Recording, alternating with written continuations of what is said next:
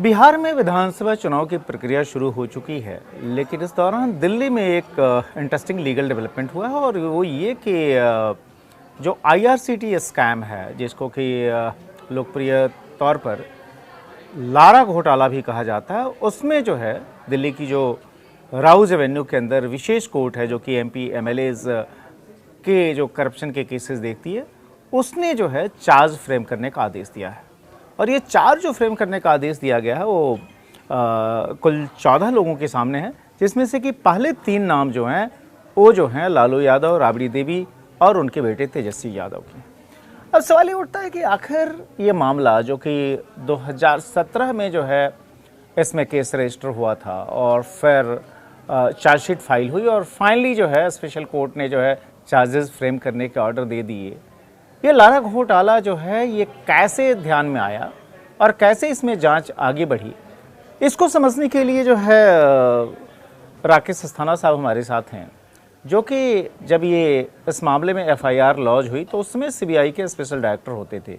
आप ही के सुपरविजन में ये सारे के सारे उसमें जो रेड हुए थे, जो पहले एफआईआर दर्ज हुई और पूरी प्रोसेस आगे बढ़ी थी। सबसे पहले तो हम आपसे ये समझना चाहते हैं कि ये इस तरह का कोई घोटाला है जो कि लालू यादव ने तब किया जबकि वह यूपीए 1 में जो है रेल मंत्री थी, ये कैसे आप लोगों के ध्यान में आया और ये एक्चुअली ये घोटाला इसको किया कैसे गया? एक कंप्लेंट आई थी 2016 में, जिसका वेरिफिकेशन और जिसकी इंक्वायरी हुई थी, तो उसमें ये चीज़ें जाहिर हुई कि आईआरसीटीसी जो रेलवे की केटरिंग के लिए नॉमिनेट एक रजिस्टर्ड संस्था है और गवर्नमेंट की संस्था है, उसमें ये घोटाला हुआ है। और वेरिफिकेशन के बाद एक प्रिलिमिनरी इंक्वायरी रजिस्टर हुई जिसमें डिटेल्ड इंक्वायरी की गई और उसके बाद ये जाहिर हुआ कि आईआरसीटीसी में जो रेलवेज़ की प्रॉपर्टीज़ हैं केटरिंग के लिए या हॉस्पिटैलिटी के लिए, उनको प्राइवेट कंपनीज़ को लीज़ पे दिया गया। लीज़ का जो टेंडर प्रोसेस था, जो कॉन्ट्रैक्ट था, उसको ट्विक किया गया टू फेवर प्राइवेट पार्टीज़ और जो फेवर शो किया गया उसके एवज़ में घूस के तौर पे ज़मीन ली गई और फिर उसका ट्रांसफ़र हुआ। तो इन नटशल ये है कि एक होटल का मैनेजमेंट एक प्राइवेट पार्टी को देके, प्राइवेट पार्टी से एक प्लॉट ऑफ लैंड जिसकी कीमत बहुत ज़्यादा थी, सस्ती दर पे जो एक्यूज़्ड हैं उनको ट्रांसफ़र हुआ और फिर बाद में कंपनी ट्रांसफ़र हो गई और उसमें काफ़ी बड़ा घोटाला हुआ। मतलब जितना कीमत थी उससे बहुत ज़्यादा, जितनी कीमत दिखाई गई थी उससे बहुत ज़्यादा कीमत का वो प्लॉट था और उसके ऊपर फिर आगे जो कंपनी थे उसने जो डेवलप किया तो इनको काफ़ी फ़ायदा हुआ। अब आपसे मैं समझना चाहता हूँ कि जो कि आपने चारा घोटाला भी आपने इन्वेस्टिगेट किया था, उसके बाद ये लारा घोटाला भी आपके सुपरविजन में इसका इन्वेस्टिगेशन हुआ, यहाँ तक कि रेड हुई थी। मुझे याद है कि 7 जुलाई 2017 की तारीख थी जब पटना सहित मतलब देश के कई हिस्सों में जो है अलग अलग रेड हुई थी, यहाँ तक कि पुरी में भी, रांची में भी, यहाँ दिल्ली में भी। ये इसको लारा घोटाला क्यों कहा गया? पहले तो चीज़ यही है, लारा एक कंपनी थी, ये तो समझ में आता है, लेकिन ये लारा ये बना कैसे था? लारा एक कंपनी फॉर्म हुई और उस समय ये बहुत कहा जाता था कि एलए जो है उससे लालू और आरए से राबड़ी देवी, वो उस नाम पे ये कंपनी फॉर्म हुई और लालू प्रसाद यादव जी के जो फैमिली मेंबर्स थे उनकी ओनरशिप की कंपनी थी। तो ये जो जिस घोटाले की आपने बात की और कहा कि किस तरीके से आईआरसीटीसी ने जो है सबलीज किया एक प्राइवेट पार्टी को, अपनी 2 प्राइम प्रॉपर्टी थी, मतलब बीएनआर होटल जो पुरी और रांची के थे। बीएनआर का जहाँ तक सवाल है, ये जो मेरे ख्याल से काफ़ी पुराना ये होटल प्रॉपर्टी था, क्योंकि यह जो बताते हैं कि बंगाल नागपुर रेलवे जब था उसी ये बीएनआर शब्द बना था और इनकी ये 2 प्रॉपर्टीज़ थे। ये प्रॉपर्टीज़ बंगाल नागपुर रेलवेज़ जब बना था अंग्रेज़ों के टाइम में, तब से एग्जिस्ट करती हैं। बहुत प्राइम लोकेशन पे प्राइम होटल्स हैं, मतलब उस समय भी बीएनआर होटल कहा जाता था इसको, और वो रेलवे मेंटेन करता था, मैनेज करता था, और काफ़ी एक तरह से हेरिटेज होटल की तरह से उनको देखा जा सकता है। तो 2005 से लेके 6 के बीच में इन्हीं प्रॉपर्टीज़ को बहुत ही सस्ती दर पे एक प्राइवेट पार्टी को दिया। प्राइवेट पार्टी क्या, सुजाता होटल प्राइवेट लिमिटेड करके कंपनी थी, जो अगर आपको याद हो तो पटना में चाणक्य होटल है, उनकी ओनरशिप है। तो उन लोगों को ये होटल, दोनों होटल लीज़ पे दिए गए, और जो लीज़ की टर्म्स एंड कंडीशन थी वो उनके फेवर में थी, और दरें जो थी उनको काफ़ी सस्ता रखा गया था। तो जो आप लोगों ने इनिशियल चार्जशीट जो किया था, इनफैक्ट एफआईआर जो हुई थी, उसमें आप लोगों ने सिर्फ 8 लोगों को एक्यूज़ के तौर पर नाम डाले थे, और जहां तक मुझे ध्यान है उसमें पहले 3 नाम तो ऑब्वियसली लालू यादव, राबड़ी देवी और तेजस्वी यादव के थे। इसके अलावा वो कुच्चर बंधु जो कि चाणक्य होटल के जो मालिक हैं उनके नाम थे, प्रेम गुप्ता की पत्नी का नाम था, और आईआरसीटी के उस समय जो चेयरमैन थे उनका नाम था। इस तरीके से टोटल 8 लोग थे। अभी जो चार्जेस फ्रेम करने के जो ऑर्डर दिए गए उसमें 14 लोग या एंटिटीज़ हैं, और उसमें प्रेम गुप्ता का भी नाम अब शामिल है। तो ये कैसे जो है ये सुजाता होटल्स को जो ये प्रॉपर्टीज जो सबलीज़ की गई, क्योंकि मूलतः प्रॉपर्टी तो इंडियन रेलवे की थी, इंडियन रेलवे ने आईआरसीटीसी को लीज़ किया था, आईआरसीटीसी ने सबलीज़ किया जो है ये चाणक्य होटल वाला जो ग्रुप है, जो कि सुजाता होटल्स प्राइवेट लिमिटेड जो आपने बताया। तो वहाँ से जो फेवर जो एक्सटेंड किए गए, जो कि सस्ते में वो सबलीज़ किया गया, और उसके बदले जो है बहुत महंगी ज़मीन जो है वो बहुत सस्ते ढंग से एक कंपनी को दी गई, और ये कंपनी जो है प्रेम गुप्ता की कंपनी थी जो कि पत्नी के नाम पे थी। देखिए, ऐसा है, आपके 2-3 पार्ट हैं इस क्वेश्चन में। पहला ये है कि एफआईआर में जो नाम थे और चार्जशीट में जो नाम है वो ज़्यादा है जी। तो एफआईआर का अगर आप पढ़ेंगे तो बॉडी में काफ़ी विस्तृत विवरण है, जिसमें आईआरसीटीसी और दूसरे प्राइवेट लोगों का रोल को उल्लेख किया गया है। इन्वेस्टिगेशन में जब उनके रोल सब्सटैंशिएट हुए तो चार्जशीट में उन्हें शामिल किया गया। ये घोटाला ऐसा है, जैसे आईआरसीटीसी जो है ये गवर्नमेंट ने फॉर्म किया था 98 या 99 में जी। 99। उसके बाद ये तय हुआ था कि जितना केटरिंग सर्विसेज हैं और हॉस्पिटैलिटी सर्विसेज हैं रेलवे की, रेलवे यात्री निवास हैं, दूसरे होटल्स हैं जी, जैसे दिल्ली में या कलकत्ता में यात्री निवास जी, या फिर इनके जो केटरिंग की सर्विसेज हैं, वो आईआरसीटीसी को एक कॉरपोरेशन बना के उसको दे दिया गया था। और उनको ये बताया गया था कि ये जो होटल्स हैं, बाद में 2004, 5, 6 में नोटिफिकेशन निकाल के ये होटल भी आईआरसीटीसी के अंतर्गत आएंगे और इनको सबलीज किया जा सकता है to the private party ji, for better maintenance and better profit. और उसमें इन्वेस्टिगेशन में निकल के आया कि जब ये चीज़ हो रही थी तो लालू प्रसाद यादव जी रेलवे मिनिस्टर थे, बिल्कुल, उनके टेलीफोनिक इंस्ट्रक्शंस पे जो टर्म्स एंड कंडीशंस हैं उनको ट्वीक किया गया। वो इस तरह से ट्वीक हुआ कि वो एक प्राइवेट पार्टी को, पर्टिकुलरली ये सुजाता होटल को फेवर करे, और उसके बाद जो टेंडर प्रोसेस हुई, कॉन्ट्रैक्ट अवार्ड हुआ, तो फाइनली उसमें भी जो आईआरसीटीसी के अधिकारी थे जी, उन लोगों ने घोटाला किया।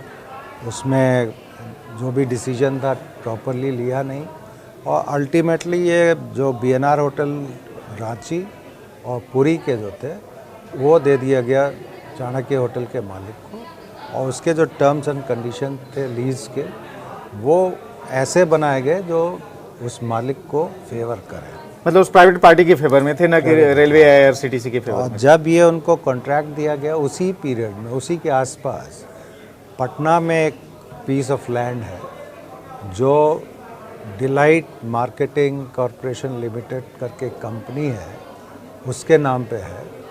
और डिलाइट मार्केटिंग कॉरपोरेशन लिमिटेड ये प्रेम गुप्ता और उनकी वाइफ चलाते थे, तो उन्होंने वो लैंड लेके इनको लारा प्रोजेक्ट्स को बाद में ट्रांसफ़र किया।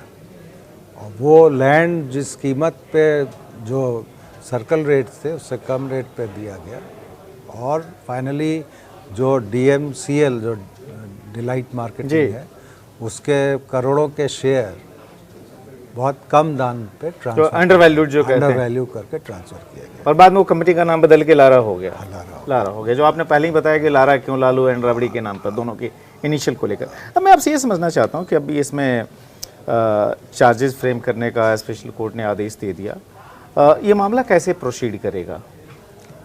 जो ट्रायल की प्रोसेस है वो ये है कि पहले चार्जशीट फाइल होने के बाद उसका कॉग्निजेंस लिया जाता है। इसमें चार्जशीट तो 2018 में फाइल हो गई थी, लेकिन कुछ अधिकारी हैं जिनका सैंक्शन फॉर प्रोसिक्यूशन आना बाकी था, जिसकी वजह से थोड़ा लेट हुआ। कॉग्निजेंस होने के बाद नेक्स्ट स्टेज होता है चार्ज फ्रेम होने का। जी। चार्ज फ्रेम के लिए बहस होती है, वो भी लंबी चलती है, और फाइनली बहस सुनने के बाद जज साहब उसमें चार्जेस फ्रेम करते हैं कि जो भी एक्यूज्ड हैं उनको किस किस चार्जेस में प्रोसिक्यूट किया जाए। जी। तो वो चार्ज फ्रेम अभी कुछ दिन पहले हुआ है। जी। अब इसके बाद की स्टेज है ट्रायल की। जी। तो जिस तरह का ऑर्डर है उसमें ये है कि 27 अक्टूबर से 7 नवंबर तक ट्रायल कंटिन्यूअस बेसिस पे चलेगा, और उस दरमियान जो भी विटनेसेस हैं उनका एग्जामिनेशन होगा। नॉर्मली ट्रायल थोड़ा लंबा इसलिए चलता है कि हर एक विटनेस का जो एग्जामिनेशन होता है, पहले चीफ होगा, फिर क्रॉस होगा जी, और फिर अगर प्रोसिक्यूशन जाएगा तो उसको री एग्जामिनेशन करेगा, तो ये लंबी प्रोसेस है। बट अब चार्ज फ्रेम होने के बाद ट्रायल होगा जिसमें विटनेसेस का एग्जामिनेशन होगा, उसका डिफेंस अपने विटनेस रखेगा, उसका एग्जामिनेशन होगा, फिर आर्गुमेंट्स होंगे ऑन द केस, और फाइनल फिर वर्डिक्ट आएगी। तो मुझे जो इस तरह का अनुभव है उस हिसाब से ट्रायल में अभी थोड़ा टाइम लगेगा। मैं आपसे समझना चाहता हूँ, ये आप जब CBI में थे और जब आप स्पेशल डायरेक्टर थे, उसी समय जो है ये मामला रजिस्टर हुआ, और जब मामला रजिस्टर हुआ और फिर आप लोगों ने रेड प्लान किया था, जो 10 सर्कुलर रोड जो राबड़ी देवी का घर है वहाँ, और दिल्ली में प्रेम गुप्ता के भी घर पर रेड हुई थी, फिर जो है सो इन तमाम प्रेमाइसेस पर हुई थी। ये क्या उस समय एक मतलब ओब्वियसली फाडर स्कैम में नाम आने के बाद से जो है उनको मुख्यमंत्री की कुर्सी छोड़नी पड़ी थी, लेकिन लालू यादव जिस समय ये केस भी रजिस्टर हुआ, आप लोगों ने क्या उस समय बिहार में जो सरकार चल रही थी उसमें RJD जो है पार्टनर थी, क्या किसी किस्म की उस समय दिक्कत थी, कोई रिस्क था, कुछ इतना आसान था इसको करना जब आप लोगों ने ये सारी चीज़ें जब प्लान करनी शुरू की थी? देखिए, ऐसा है कि जो एक्यूज्ड अगर पॉलिटिशियन है या पॉलिटिकल एग्जीक्यूटिव है तो उसके यहाँ अगर तलाशी करनी है तो काफ़ी केयरफुली, वैसे तो हर एक उसमें करना पड़ता है, लेकिन जो कि सेंसिटिव इशू था इसलिए तैयारियां काफ़ी करनी पड़ती हैं। CBI में जो तलाशियां होती हैं वो कोर्ट से वारंट लेने के बाद होती है, बगैर वारंट के नॉर्मली CBI में तलाशी नहीं होती है। तो एक बार वारंट इशू हो जाने के बाद उसको हमें एग्जीक्यूट करना पड़ता है, और जब तक वारंट एग्जीक्यूट नहीं होता है तब तक उस चीज़ को सीक्रेट रखना पड़ता है, ठीक है। और ये तलाशियाँ थी, साइमल्टेनियस तलाशियाँ होनी थी, और कई सारी लोकेशन थी, कई सारी लोकेशंस थी, रांची है, पुरी है, पटना है, दिल्ली है, मेरे ख्याल से गुड़गांव में भी, गुड़गांव है। तो उसको टीम्स को भेजना दिल्ली से, लोकल जो ब्रांचेस हैं उनकी मदद लेना, और उसके जो लॉजिस्टिक्स का अरेंज करना, पंचों को अरेंज करना, ये बहुत बड़ी प्रक्रिया होती है। और इसको नॉर्मली हम लोग बहुत ही गुप्त तरीके से करते हैं ताकि इसकी भनक किसी को नहीं लगे। अब चूँकि पटना में तलाशी करनी थी, ऑफिशियल रेजिडेंस पे तलाशी करनी थी, उस समय जो पटना में सरकार थी, मेरे ख्याल से जो एक्यूज्ड हैं वो लोग नंबर 3 एक्यूज जो डिप्टी चीफ मिनिस्टर थे उस वक्त, उस समय डिप्टी चीफ मिनिस्टर थे और कोलिशन गवर्नमेंट थी, बिल्कुल देवर इन पावर। और वैसे भी पटना में चूँकि चारा घोटाला में हम लोगों ने इन्वेस्टिगेशन किया हुआ था जब वो खुद ही चीफ मिनिस्टर थे, तो सेंसिटिविटी का अंदाज़ा तो हमें था, इसीलिए उसको बहुत सीक्रेटली ऑर्गेनाइज किया गया और इसमें काफ़ी उतार चढ़ाव भी रहा, बट तलाशी हुई और अच्छे से हुई। ये बताइए संजोग कैसे हुआ कि जब चारा घोटाले की इन्वेस्टिगेशन चल रही थी उस समय भी आप जो है सो आपने लालू यादव से पूछताछ की थी, और जो इनफैक्ट उस समय उनके अरेस्ट की आप लोग तैयारी कर रहे थे जब उन्होंने रिज़ाइन करके सरेंडर किया था, और उसकी वजह से बिहार की राजनीति पूरी बदल गई। इनफैक्ट उनको कुर्सी छोड़नी पड़ी, उनकी पत्नी जो है राबड़ी देवी चीफ मिनिस्टर बनी, और वहाँ से एक तरह से आरजेडी के कमज़ोर होने की भी शुरुआत हुई, और 2005 में वो सत्ता से एक तरह से बाहर हुई। तो अगर 2016-17 का पीरियड अगर 15 से आगे 2 से 3 साल का रहने दें तो बाकी वो सत्ता से बाहर नहीं रही, वो भी कोalition पार्टनर के तौर पर। आप ही जब सीबीआई में थे तो फिर ये लारा घोटाले में भी एफआईआर रजिस्टर हुई, आपने रेड भी कंडक्ट करवाए। ये इस तरह के संजोग एक पुलिस अधिकारी के जीवन में क्या बार बार बनते हैं? मेरे ख्याल से नहीं बनते। ये तो आपने 2 संजोग बताया, मैं तीसरा संजोग भी हो बता गया। देता। वो जब मैं गुजरात काडर का ऑफिसर जी। हूँ, तो जो फर्स्ट स्टिंट में सीबीआई का मेरा टेन्योर पूरा हुआ, जिसमें चारा घोटाला के सभी केसेस चार्जशीट हो गए थे, 64 थे जी। उसके बाद कोर्ट ने परमिट किया था, तो मेरा रिपेट्रिएशन हुआ था। तो 2002 में जब ये गोधरा हादसा हुआ था रेलवे का, तो वापस जब मैं गया तो उसका भी इन्वेस्टिगेशन मैंने किया था, और 2002 से वो इन्वेस्टिगेशन चल रहा था।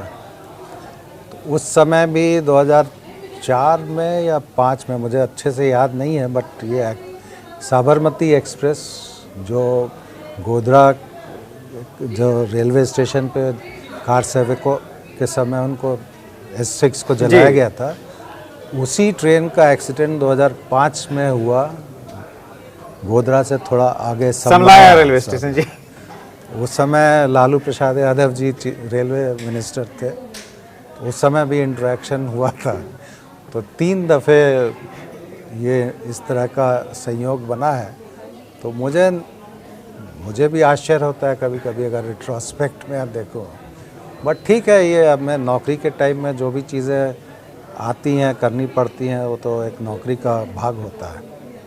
लेकिन वो लारा स्कैम में जो आप लोगों ने एफआईआर रजिस्टर की और फिर रेड की, मुझे लगता है कि ये एक आधार बना था बिहार में, जो नीतीश कुमार ने आरजेडी से अपना कोalition तोड़ा और फिर वो बीजेपी के साथ उन्होंने फिर से दोबारा सरकार बनाई, और वो गठबंधन अभी तक जो है सो चला आ रहा है। तो एक तरह से आपका कहने मैं कह रहा हूँ कि आपके 2 केसेस ने 2 बार बिहार की राजनीति को बड़े पैमाने पर प्रभावित किया, मैं ये कह रहा हूँ। अच्छा, हो सकता है, ये हुआ है, डेफिनेटली हुआ है।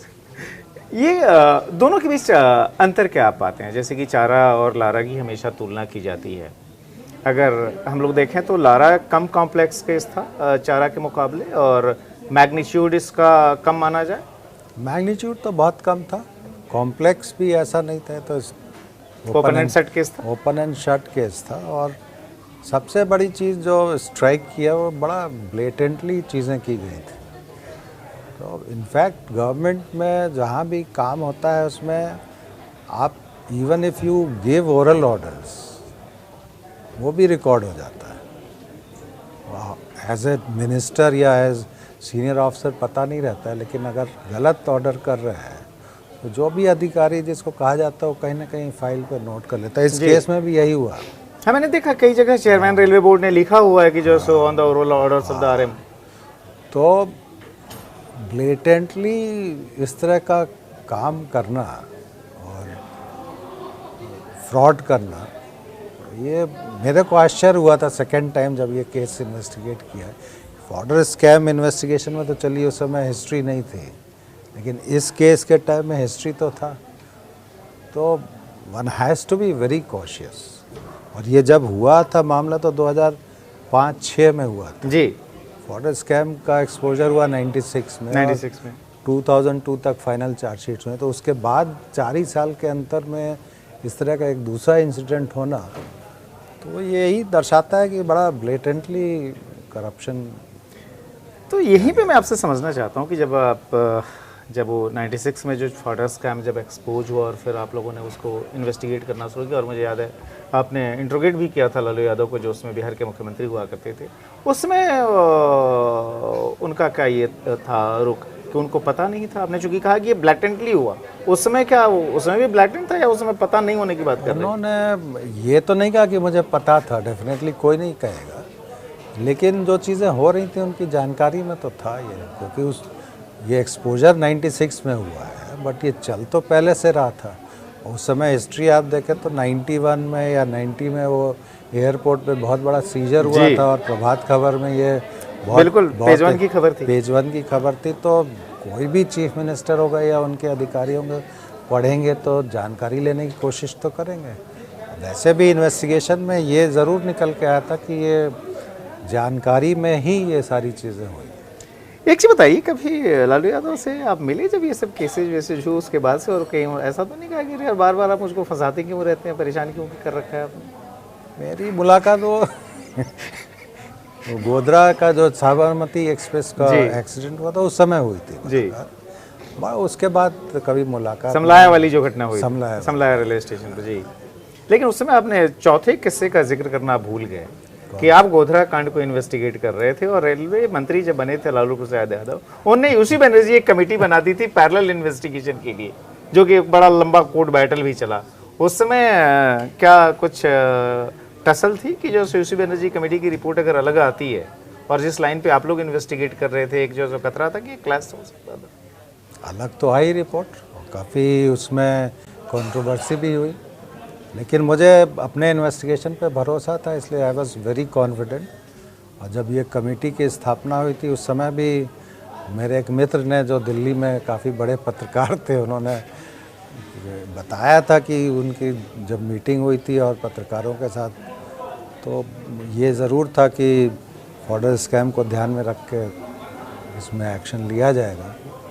तो वो तो देखिए, स्ट्रेस तो डेफिनेटली आता है, टेंशन भी रहता है, लेकिन अगर जो काम आपको दिया गया है वो उसमें कोई गड़बड़ी नहीं है और आप कन्विंस्ड हैं किसी चीज़ के लिए, तो वो एक ऑक्यूपेशनल हैज़र्ड है वैसा स्ट्रेस हैंडल करना।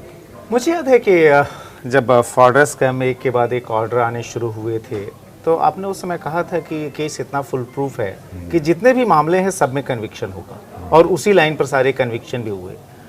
आपने चारा को इन्वेस्टिगेट किया, लारा का सुपरविजन आपने किया आप ही के समय में, जो है जब आप सीबीआई में थे। उसमें चार्जशीट के पहले इनफैक्ट एफआईआर फाइल हुई, आपने रेड करवाई। वो केस जो है सो लारा का जो केस, इसमें कि फ़िलहाल स्पेशल कोर्ट ने चार्जेस भी फ्रेम कर दिए, वो कितना मजबूत है जो अगर एविडेंस की दृष्टि से देखा जाए? इसमें कन्विक्शन होगा, 100% होगा कन्विक्शन। डॉक्यूमेंट बेस्ड इन्वेस्टिगेशन है और काफ़ी अच्छा एविडेंस है इसमें। चार्जशीट भी मेरे टाइम में ही हुआ था।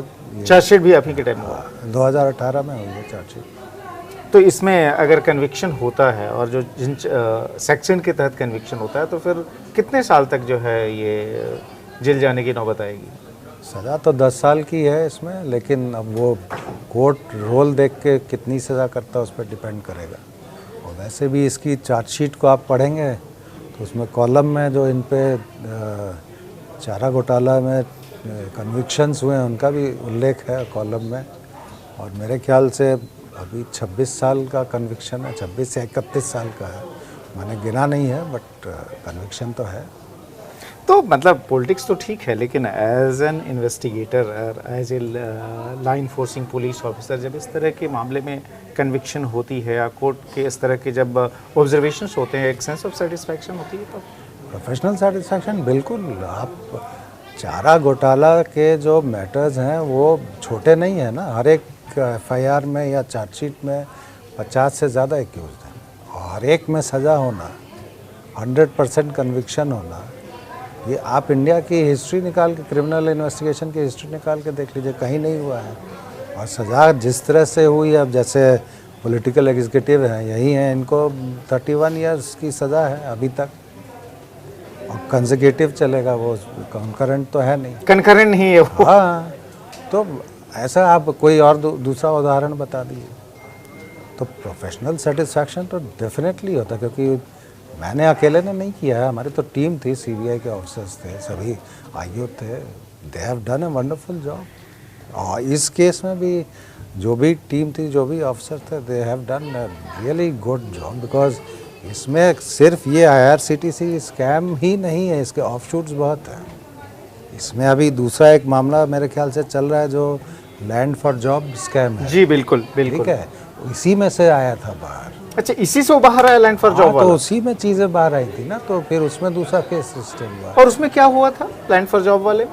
उसमें जो रिक्रूटमेंट हुआ रेलवे में, जिनका रिक्रूटमेंट हुआ उनसे लैंड ली गई और उसको इन्हीं लोगों ने यूज़ किया, तो वो भी एक केस है। उसके अलावा फिर इनकी बहुत सी प्रॉपर्टीज़ आइडेंटिफाई हुई जिस पे ED ने और CBI ने भी आगे कार्रवाई की है। तो ये छोटा मामला नहीं है। ठीक है, IRCTC स्कैम एक लिमिटेड ज़रूर है, बट इसके ऑफशूट्स बहुत हैं, उसके इन्वेस्टिगेशन है तो बहुत सी चीज़ें बाहर आई हैं। और ये जो सो ऑब्वियसली परेशानी का सबब है इस फैमिली के लिए, क्योंकि जो सो डेफिनेटली अब आप अगर इस तरह से स्कैम करके प्रॉपर्टी बनाएंगे तो प्रॉपर्टी सीज्ड है सारी, अभी ED ने भी सीज कर रखी है, अटैचमेंट है तो, और उसके तार बहुत दूर दूर तक है क्योंकि उसमें काफ़ी लोगों के खिलाफ एक्शन हुआ है। जिन लोगों ने अपने प्रॉपर्टीज़ में हिस्सा दिया या जिन लोगों ने इनको सहूलियत दी तो उनके खिलाफ भी एक्शन है। तो जब आप ब्लैटेंट कह रहे थे, अभी मैं थोड़ी देर पहले आपको सुन रहा था जब बातचीत में आपने कहा कि ये काफ़ी ब्लैटेंट ढंग से ये भ्रष्टाचार किया गया, घोटाला किया गया, तो एक तो है कि आपने ओरल ऑर्डर्स दिए, फेवर करने की कोशिश की जो सुजाता होटल्स प्राइवेट लिमिटेड नामक कंपनी है चाणक्य होटल वालों की। ये जो डीलिंग जो थी, जो शेयर ट्रांसफ़र जो किए गए थे, जो प्रेम गुप्ता वाली जो कंपनी थी जिसके नाम पर पहले ज़मीन ली गई काफ़ी सस्ते रेट पर, और फिर वो जो है वो शेयर जो है ट्रांसफ़र कर दिए गए काफ़ी एक तरह से टोकन प्राइस पर जो है, जिसमें 64 लाख और वो तेजस्वी को ट्रांसफ़र हुए या राबड़ी देवी को भी? लारा कंपनी में ट्रांसफर, लारा कंपनी में ट्रांसफ़र, जिसके डायरेक्टर्स ये लोग। तो मतलब अगर ये डॉक्यूमेंट बेस्ड इन्वेस्टिगेशन है, इसी के आधार पे आप कह रहे हैं कि सब कुछ ओपन एंड सेट है, मतलब इसमें बिल्कुल आपको डॉक्यूमेंट ही तो प्रूव करना है कोर्ट में कि साहब इन्होंने ये किया, उसका एविडेंस ये है। डॉक्यूमेंट को कोई झुटला थोड़ी सकता है, ओरल एविडेंस नहीं है, टोटली डॉक्यूमेंट्री बेस्ड एविडेंस। और जो प्रॉपर्टीज़ बनी हैं, ट्रांजैक्शंस हुए हैं, वो सब बैंक के थ्रू, प्रॉपर्टी के डॉक्यूमेंट्स के थ्रू इस्टेब्लिश्ड है। तो आपको कुछ नहीं करना है, सिर्फ डॉक्यूमेंट्स को प्रूव करना है कोर्ट में। और जो टेंडर जिसमें मैनिपुलेशन हुआ है वो भी डॉक्यूमेंट है। ये टीडियस काम है कि वो डॉक्यूमेंट को कैसे एक्सप्लेन करना, उसको कैसे प्रूव करना और कौन से विटनेस प्रूव करेंगे, वो CBI का काम है। CBI ने किया उस चीज़ को। जब ये स्पेशल कोर्ट का जब ये ऑर्डर आया उस समय तेजस्वी यादव से किसी ने पूछा, उन्होंने कहा कि ये तो पॉलिटिकली मोटिवेटेड है, पॉलिटिकल वैंडेटा है, और हमारे जो फादर जो यानी उनके जो पिता जो लालू यादव रहे, उनको तो मैनेजमेंट गुरु कहा गया रेलवे को टर्न अराउंड कर देने के लिए। ये जो है सो जांच में आप लोगों को इस तरह के कुछ मैनेजमेंट गुरु वाले एलिमेंट्स दिखाई दिए या एक बिल्कुल टिपिकल फ्रॉड करते हुए मसला दिखाई दिया? हमारा तो क्या है कि जो फ्रॉड है उसको इन्वेस्टिगेट करना है और फ्रॉड से रिलेटेड जो भी एक्शंस हैं उसको इन्वेस्टिगेट कर रहे। रेलवे मिनिस्ट्री में उन्होंने क्या किया दूसरे पक्ष में या दूसरी चीज़ों में, उसको देखने का मौका नहीं मिला। तब मैनेजमेंट गुरु, हाँ, उस वक्त जब रेलवे मिनिस्टर थे तो उनको काफ़ी अप्रिशिएट किया गया था बाहर की यूनिवर्सिटी ने, या बट उस चीज़ को हमने मतलब इन्वेस्टिगेशन में, कोई इन्वेस्टिगेशन का पार्ट नहीं था, इसलिए ओब्वियसली। तेजस्वी यादव से आप लोगों ने पूछताछ की थी जब ये लारा स्कैम, जब FIR वगैरह हुई, जो रेड हुई, उसके बाद से? मुझे याद नहीं है, आई डोंट थिंक, मैंने पर्सनली तो नहीं किया। IO ने डेफिनेटली किया होगा, बगैर मौका दिए हुए पूछताछ किए हुए तो चार्जशीट नहीं हुआ होगा। डेफिनेटली स्टेटमेंट हुआ है IO ने, मैंने पर्सनली नहीं किया। अच्छा, लेकिन कुल मिला जुला कर अगर कहा जाए तो जब ये प्रोसेस अब रेगुलर बेसिस पे हियरिंग शुरू होने वाली है और आपने कहा कि काफ़ी ओपन एंड शट टाइप का केस है, लारा में जो है ऑर्डर आने में आप क्या एक अगर मिनिमल अगर हम लोग समय कहें, कम से कम कितना समय लग सकता है? क्योंकि ये जब हियरिंग चल रही होगी उस समय बिहार में इलेक्शन हो रहे होंगे, लेकिन जो जजमेंट आने में कितना, कुछ साल लग जाएंगे? जो आपका फर्दर स्कैम का जो एक्सपीरियंस रहा, टाइम तो लगेगा, बट अगर कोर्ट पर्टिकुलर है, चूँकि मैंडेट सुप्रीम कोर्ट का है कि MLA MP के जो केसेस हैं उसका जल्दी निपटारा किया जाए, तो 6 महीना, मेरे ख्याल से 6 महीने से साल भर में हो जाना चाहिए केस। कितना जल्दी आप होता हुआ देख रहे हैं? हो जाएगा, अगर ये कोर्ट चाहेगी तो डेफिनेटली हो जाएगा। और ये सारे के सारे जो ये चार्जेस जो है इस तरह के जिसमें कि 10-10 साल तक की सज़ा हो सकती है? चीटिंग का केस है, 10 साल तक सज़ा होगी। Misappropriation, cheating, prevention of corruption act की कल इसमें सेक्शंस है। और 2 साल से ज़्यादा के लिए अगर आपका कन्विक्शन हो जाए तो फिर आपकी पॉलिटिकल लाइफ तो ख़त्म हो जाती है। तो वो तो आजकल तो नियम कानून बदल, बिल्कुल it's a very serious thing, no doubt about it.